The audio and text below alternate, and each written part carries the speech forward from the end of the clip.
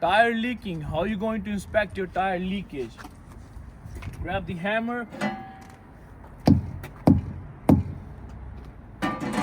Tire is inflated well.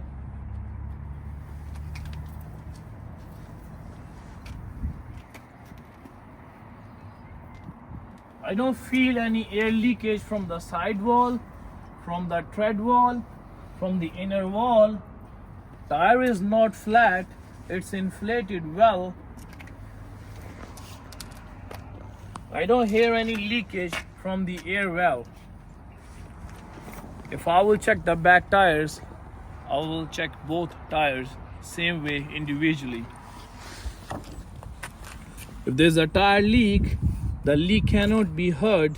That's a minor defect. I will write in my logbook, tell my operator I can still drive the truck.